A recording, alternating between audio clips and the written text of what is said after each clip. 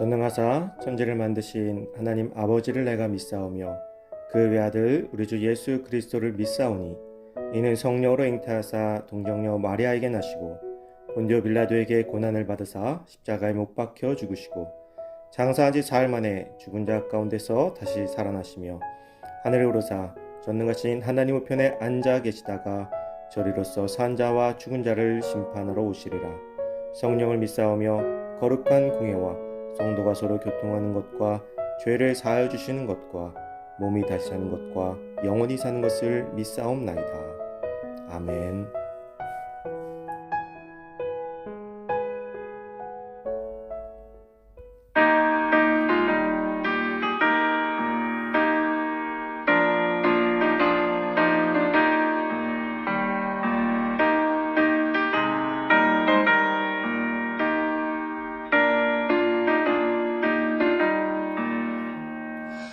구원으로 인도하는 그분은 참 좋으며 생명으로 인도하는 그 길은 참 험하니 우리 몸에 지워있는 그 더러운 죄짐을 한없이 벗어놓고 힘써서 들어갑시다.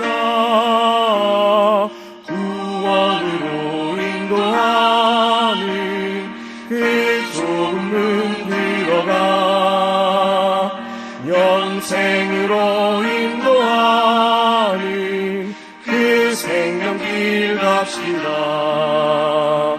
이 세상에 많은 사람 큰 문으로 들어가 넓은 길로 갈지라도 멸망길로 끝나니 세상 어떤 부귀영화 모두 내어버리고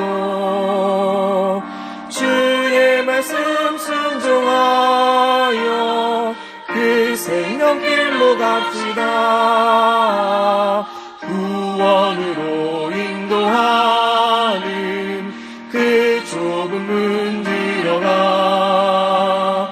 영생으로 인도하는 그 생명길 갑시다.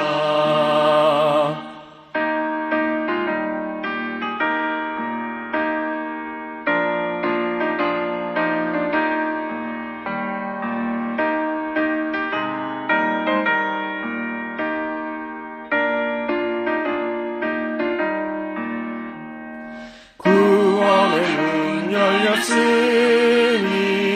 주의 공로 힘입어 주저 말고 들어가서 생명길로 갑시다. 구원의 문 닫히는 들어가고 싶으나 한 번 닫힌 구원의 문 또 열려지지 않으리. 구원으로 인도하는 그 좁은 문 들어가 영생으로 인도하는 그 생명길 갑시다.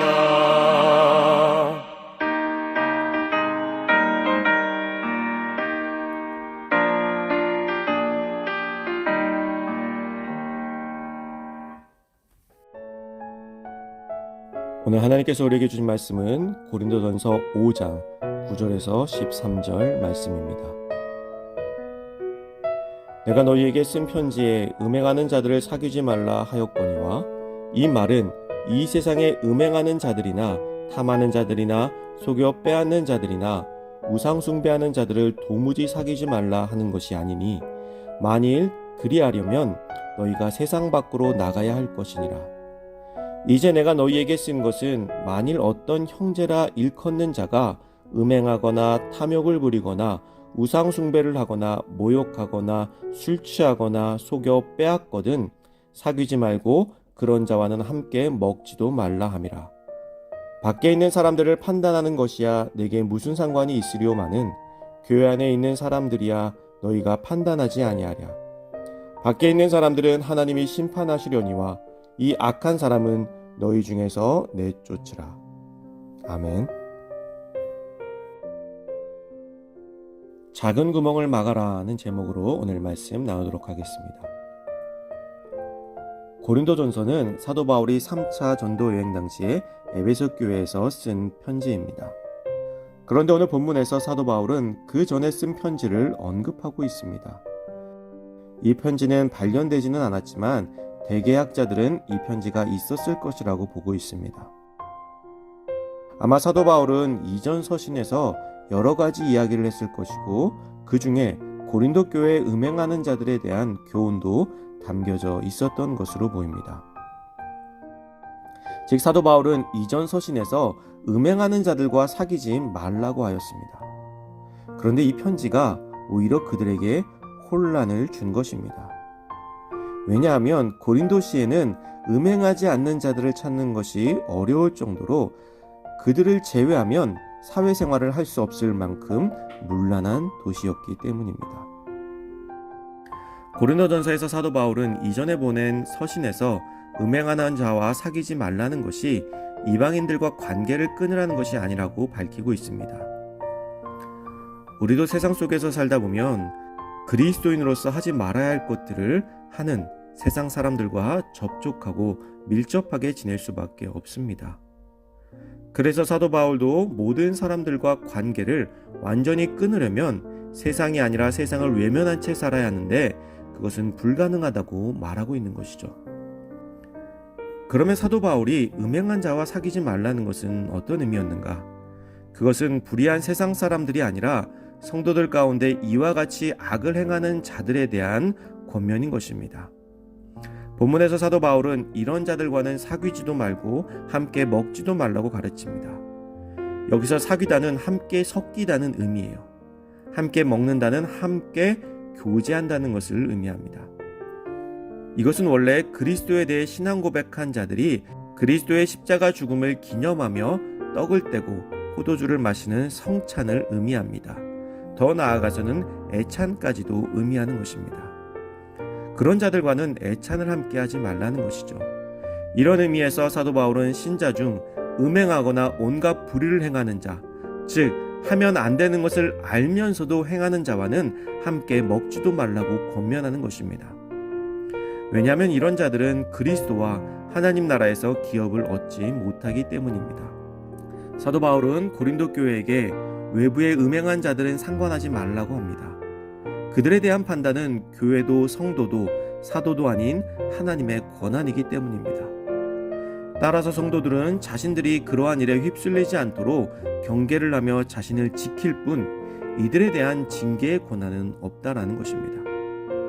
우리가 함부로 세상의 사람들을 정죄하는 것도 마찬가지입니다. 그것은 하나님께서 판단하실 일입니다. 많은 이들이 전도하러 나가서 예수 믿지 않으면 지옥 간다라고 말해요. 도무지 예수님과 하나님의 사랑을 전하는 것인지 지옥 열차표를 끊어주러 다니는 것인지 알 수가 없습니다. 우리가 결코 하나님을 대신해서 그 누구도 지옥행 열차표를 끊어줄 수 없다는 것을 기억해야만 합니다. 그러나 불의한 성도는 다릅니다. 이들에게는 교회가 적극적으로 권계할 권한이 있으며 교회의 의무이기도 합니다. 그래서 사도 바울은 이들에 대해서 강력하게 출교를 시킬 것을 명령합니다. 그 이유는 두 가지예요. 첫째는 교회가 신앙의 순수성을 유지함으로써 죄로부터 오염되지 않기 위해서입니다.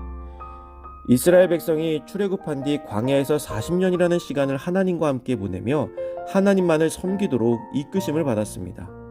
그러나 이들이 가나안 땅에 들어가서 우상 숭배를 하게 되기까지는 그다지 오랜 시간이 걸리지 않았습니다. 작은 유혹은 전체를 넘어뜨립니다. 둘째, 이들을 출교시킴으로써 회개하게 하여 예수의 날의 구원을 얻게 하기 위함입니다. 이 부분은 어제 말씀을 나누었죠. 출교라는 강력한 권고를 통해 회개의 기회를 주는 것입니다.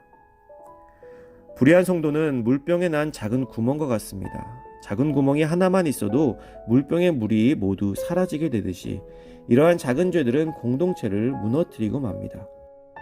사도 베드로는 교회와 사탄의 이러한 극적인 영적 대치 상황을 가리켜 대적 마귀가 우는 사자같이 두루 다니며 삼킬 자를 찾는다고 하였습니다. 즉 넘어뜨릴 자를 찾는다는 것이죠. 그래서 우리는 긴장해야 됩니다. 더욱 믿음의 틈이 보이지 않도록 노력해야 됩니다. 오늘 하나님께서 주시는 말씀으로 하루를 시작하는 우리 귀한 성도님들, 항상 이처럼 말씀과 동행함으로 흐트러짐 없이 주님께서 부르시는 그날까지 나아가시는 저와 여러분들이 되시기를 주님의 이름으로 축복합니다.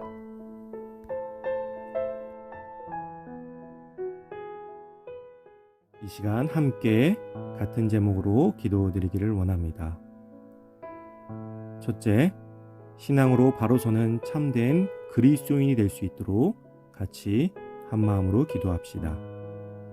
둘째, 코로나19의 종교를 위해서 기도합시다.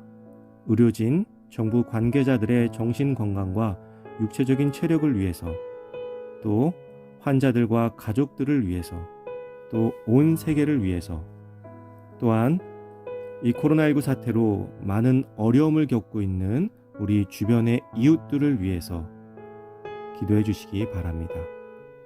또 세 번째로 교회를 위해 여러분들의 기도 제목을 놓고 기도해 주시기 바랍니다. 기도하겠습니다.